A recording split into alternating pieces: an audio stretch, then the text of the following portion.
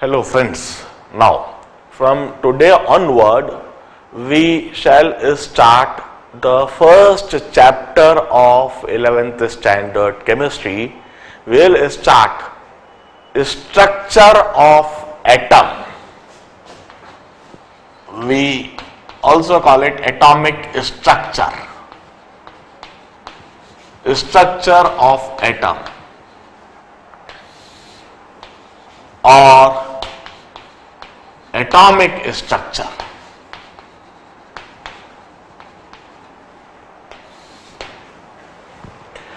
It's the first chapter of CBSE 11th standard chemistry, and in fact it's first chapter of inorganic portion. Inorganic में count होता है. Now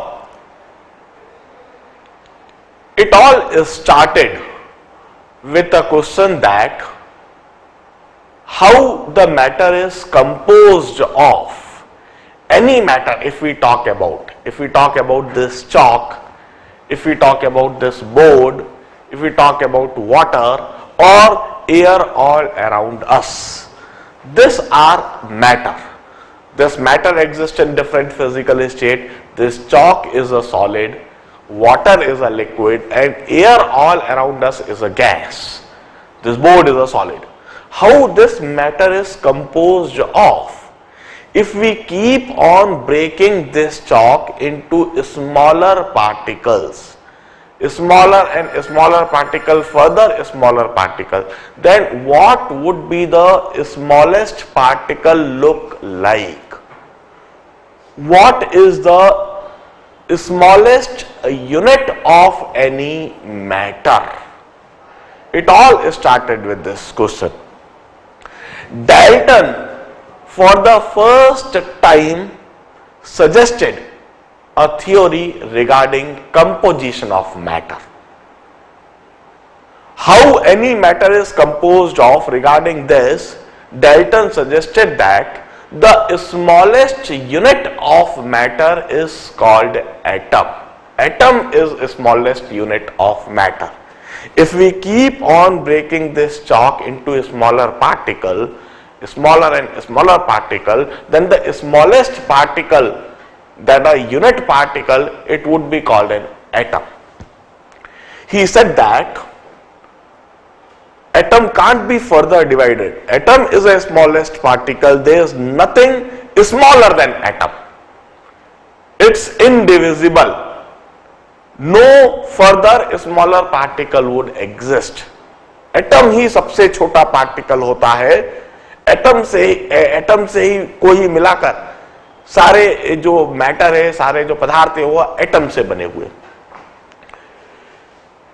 atom of an element are identical and atom of different element are different. एक ही element की बात करेंगे तो उसके सभी एटम एक जैसे होते हैं. Atom of all the atom of an element are identical, while atom of different element, अलग अलग एलिमेंट की बात करें, atom of different element are different. This atom combine to form molecules. Atom of an element combine to form molecule. For example, two atoms of oxygen combine to form oxygen molecule O2. Two atoms of nitrogen combine to form nitrogen atom and nitrogen molecule N2. Two atoms of chlorine would combine to form chlorine molecule Cl2. Four atoms of phosphorus would combine to form phosphorus molecule P4. In this manner, atom of an element combine to form molecule. Atom of different element combine to form compound. Atom of different element combine in fixed ratio to form compound. अलग अलग element के atom fix ratio में combine होकर compound बनाते हैं. For example, water is a compound and this water is formed by the combination of two atoms of hydrogen and an atom of oxygen. Hydrogen और oxygen के atom fix 2:1 के ratio में combine करके H2O बनाते हैं. Carbon dioxide, it's a compound. It's formed by combination of carbon and oxygen in a fixed ratio of 1:2. इस तरह से कार्बन और ऑक्सीजन 1:2 के रेशियो में, फिक्स रेशियो में कंबाइन करते हैं और CO2 कंपाउंड बनाते हैं. This was Dalton's theory regarding the composition of any matter, the first theory. It's said that an Indian philosopher, Kanad Rishi, he had also suggested the same theory in Sanskrit. India में भी ऋषि थे, कनद ऋषि उनका नाम था. उनने बिल्कुल exactly इसी तरह की थ्योरी सजेस्ट करी थी जो डाल्टन ने कहा था. सिर्फ भाषा का ही फर्क है, there is difference of language only.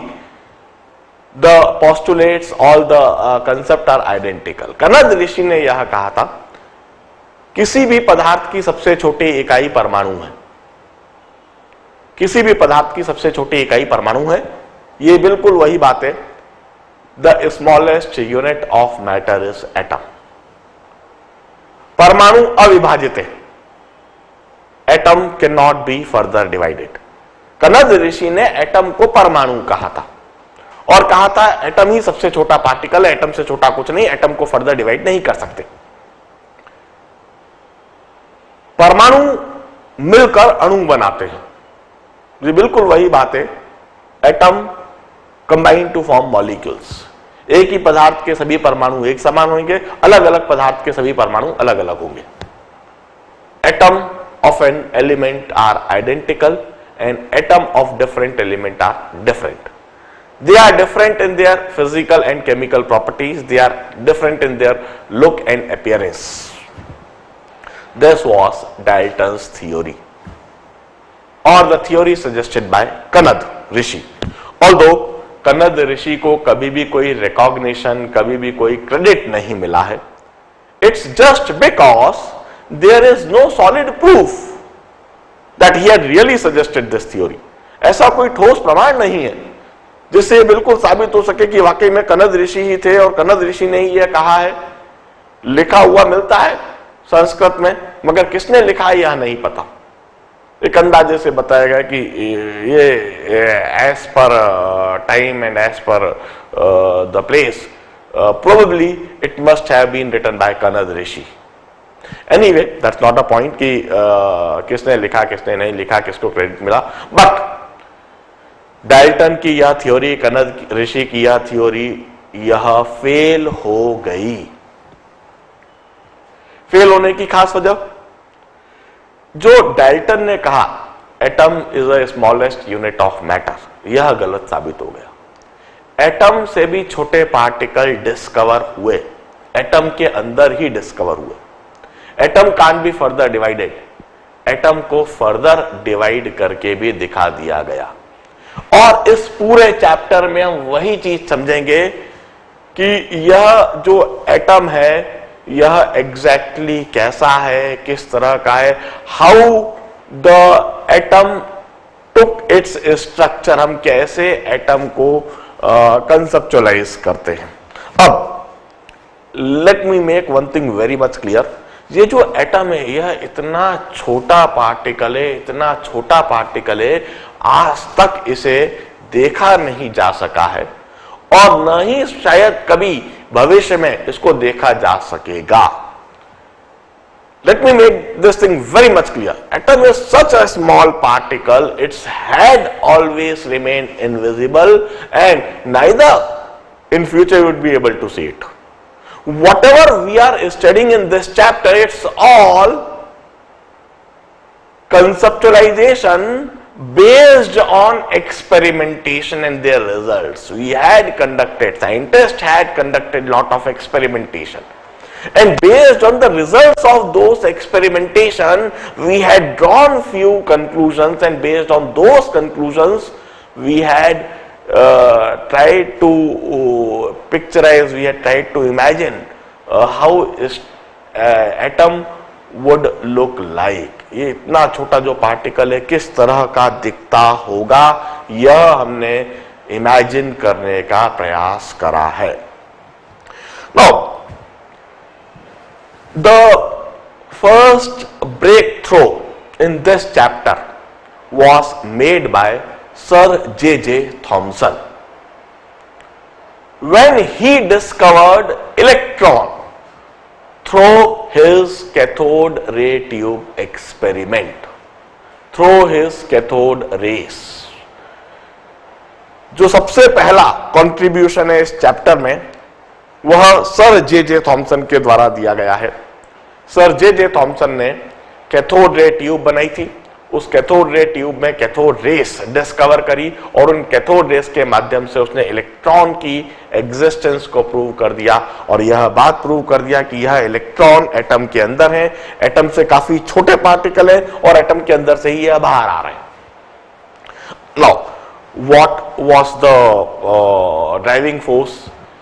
In fact, by that time electricity was discovered by Faraday. Faraday ने इलेक्ट्रिसिटी डिस्कवर कर दी थी। Faraday ने Faraday सेल बना दिए थे और लेबोरेटरी में इलेक्ट्रिसिटी प्रोड्यूस करी जाने लगी थी और इलेक्ट्रिसिटी से काम भी करा जाने लगा था।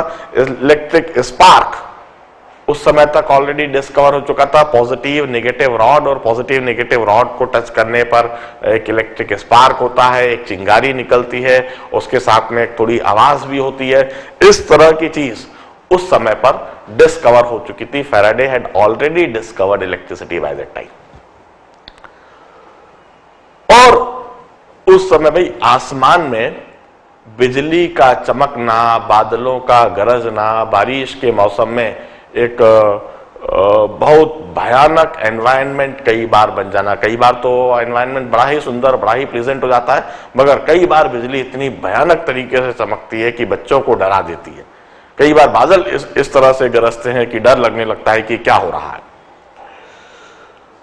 All this natural event they were used by religious leaders. ये जो प्रीस्ट लोग होते हैं, they used to use all this natural event in order to terrorize the peoples. जनता को डराते थे। वो कहते थे ईश्वर जब नाराज होता है तो ज्वालामुखी फटते हैं, ईश्वर जब नाराज होता है तो इस तरह से गर्जन होती है, इस तरह से बिजलियां चमकती हैं। ये जो बादल का चमकना है, ये जो बिजली का, बादलों का जो गरजना है, बिजली का ये जो चमकना है, ये तो पूरी तरह से दैवी प्रक्रिया है, यह तो ईश्वरीय प्रकोप है। जब मानवता भ्रष्ट होती है, जब मानवता गलत राह पर चलती है, तो ईश्वर अपनी नाराजगी व्यक्त करते हैं इस तरह से। This used to be said by those priest. जो पादरी लोग होते हैं, जो धर्म के आधार पर जनता को कंट्रोल करने की कोशिश करते हैं, डिसिप्लिन बनाने की कोशिश करते हैं, वो लोग इस तरह की बात कहते थे। और उस समय एक साइंटिस्ट कम्युनिटी भी होती थी जो रियलिस्टिक अप्रोच रखती थी, जो वास्तविकताओं में विश्वास रखती थी, जो सिर्फ कहने में नहीं आती थी, जो ये कहती थी कि भाई वास्तविकता क्या है उसके पीछे जाया जाए। Among them, the person was Benjamin Franklin. Benjamin Franklin, he was a scientist, और उसने सबसे पहली बार यह कहा कि ये फालतू बात कर रहे हैं पादरी लोग, ऐसा कुछ नहीं होता, देवी प्रक्रिया है, all this a physical phenomena, and he said that definitely it's a electrical phenomena. उसने कहा जिस तरह से हम लेबोरेटरी में इलेक्ट्रिसिटी प्रोड्यूस करते हैं और दो अपोजिट रॉड के मिलने पर, दो अपोजिट पोल्स के शॉर्ट होने पर हमको एक इलेक्ट्रिक स्पार्क दिखता है और उस दौरान हमको कुछ आवाज भी आती दिखती है, वो एक बहुत मिनिएचर मॉडल है। मिनिएचर मॉडल होने की वजह से छोटा सा इलेक्ट्रिक स्पार्क दिख रहा है और बहुत लेस अमाउंट में इलेक्ट्रिसिटी होने की वजह से वहां पर आवाज भी कम है। और आसमान में कुछ इसी तरह का फिनोमेना निश्चित हो रहा है, पर वहां पर ये जो physical phenomena it's taking place in very huge amount, in bulk, in large amount, और इतने अधिक अमाउंट में होने की वजह से वहां पर इलेक्ट्रिक स्पार्क जैसी बहुत ज्यादा रोशनी भी दिख रही है और साथ में इतनी अधिक आवाज भी आ रही है। Benjamin Franklin was challenged in to prove this concept. उसको उस समय जो धर्म ग्रंथी रहे होंगे, जो पादरी लोग रहे होंगे, उन्होंने चैलेंज किया क्या प्रूव करके दिखाओ, आप सिर्फ ये बात मत बोलो। बेंजामिन फ्रैंकलिन ने भी कहा होगा कि आप भी प्रूव करके दिखाओ पहले जो आप बोल रहे हो। बट एनीवे, ये बाजियों का तो सिंपल सा कंसेप्ट था, और बेंजामिन फ्रैंकलिन एक रियलिस्टिक पर्सन था। Benjamin Franklin took this challenge, he decided that he will prove this। Philadelphia के चर्च के ऊपर चढ़ के उसने एक्सपेरिमेंट करा। सबसे पहली बात, वह उस जगह पर गया, अमेरिका के उस हिस्से में गया जहां पर आए दिन की बिजली चमकती थी, बिजली गिरती थी, बादल गरजते थे, बारिश होती थी। वो उसने एक बहुत ही भयानक वाला दिन लिया जिस दिन भयानक बारिश हो रही थी और बिजली चमक रही थी। उस दिन, उस रात को इनफैक्ट उसने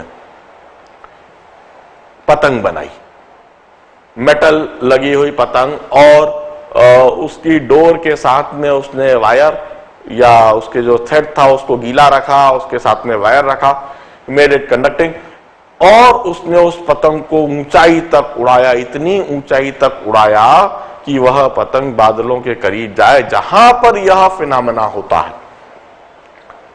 He attached a key with the thread, और बताते हैं उसने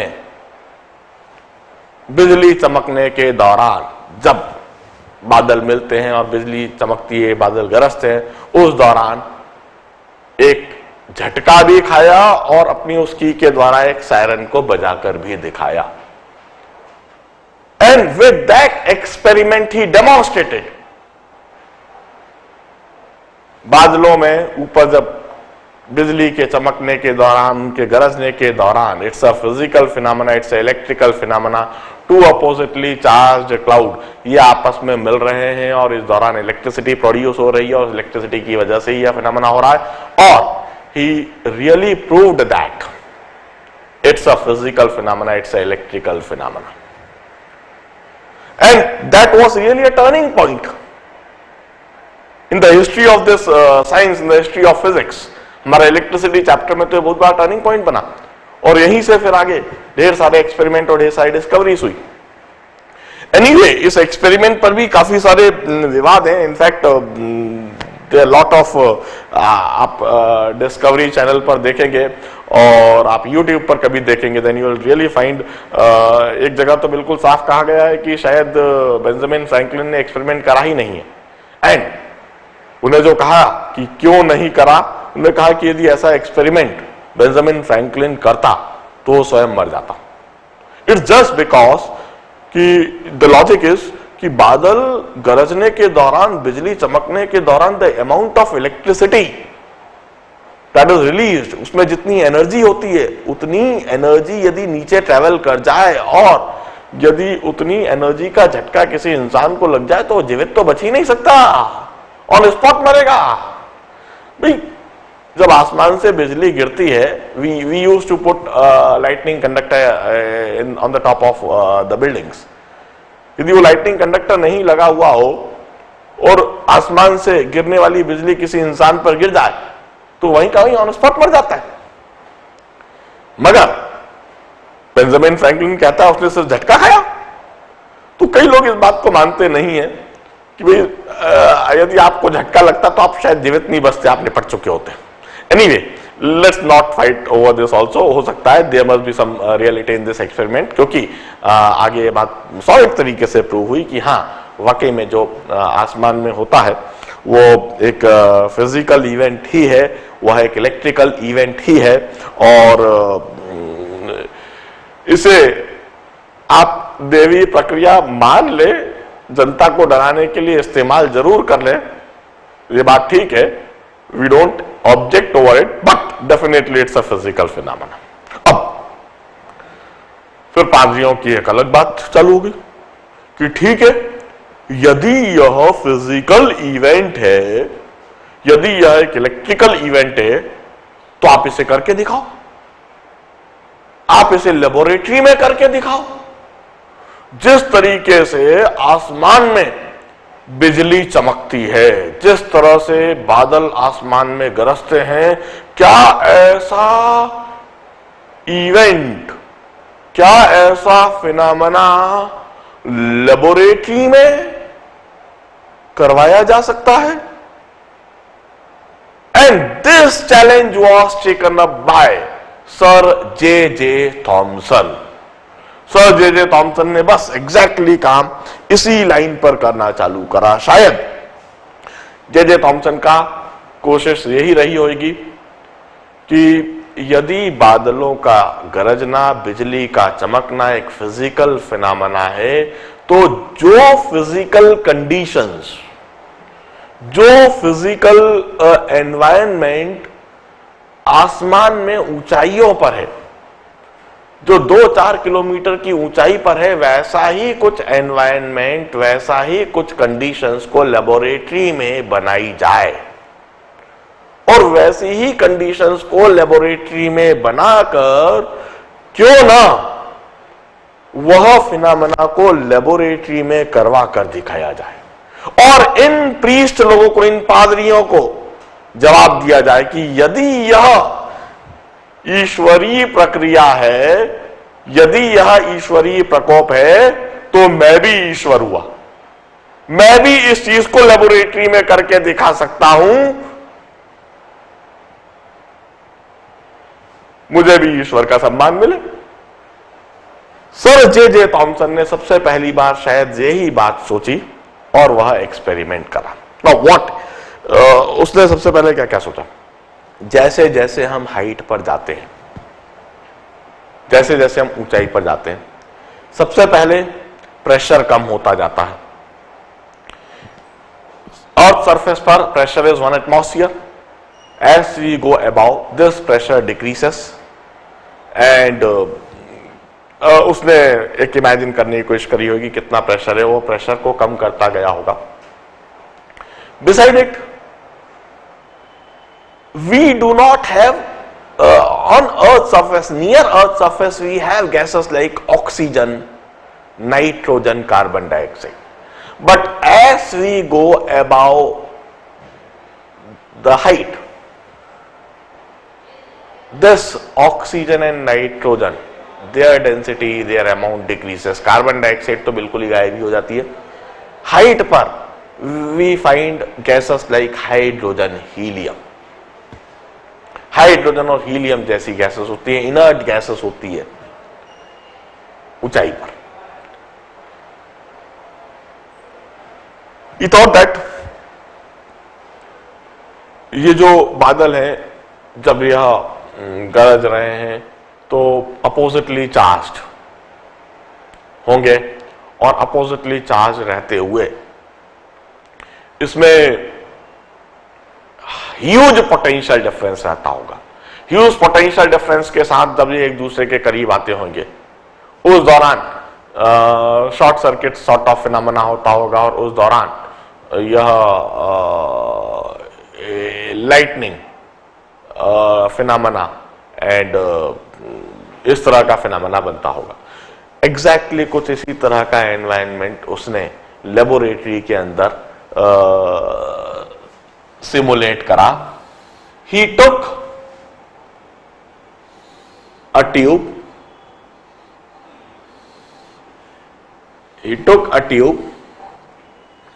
we call it cathode ray tube। हम इसे कैथोड रे ट्यूब इसलिए कहते हैं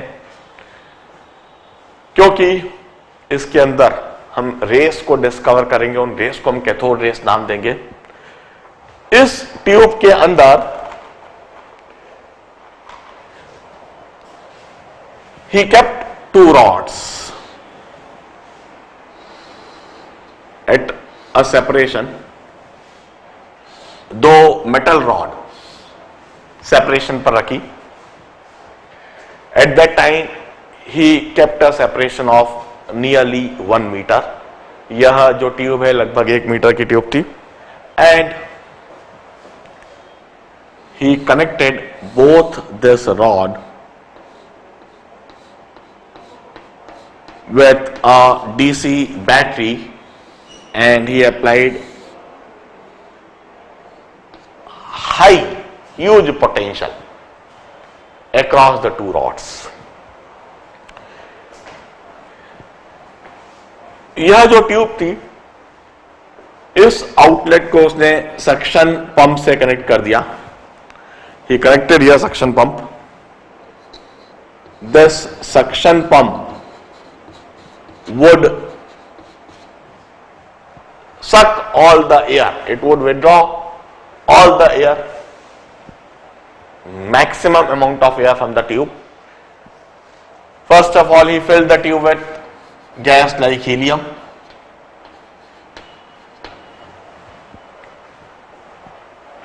हीलियम गैस ट्यूब के अंदर रखी और ट्यूब के अंदर 2 प्लेट बना दी।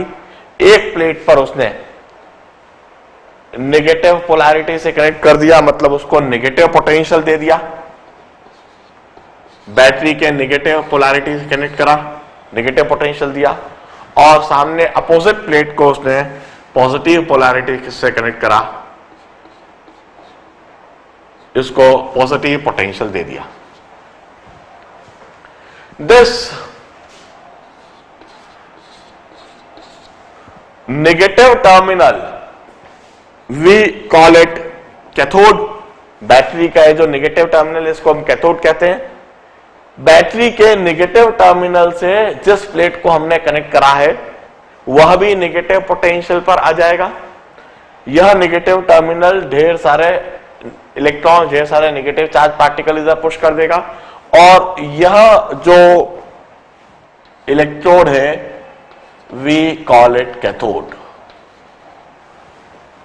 नेगेटिव इलेक्ट्रोड को, नेगेटिव टर्मिनल को we call it cathode, while this is the positive terminal of the battery. यह बैटरी का पॉजिटिव टर्मिनल है। जिस इलेक्ट्रोड को हमने पॉजिटिव टर्मिनल से कनेक्ट कर दिया, it would acquire positive potential and this is termed as anode. Electricity के यह सारे कंसेप्ट ऑलरेडी फैराडे दे चुका था, समझा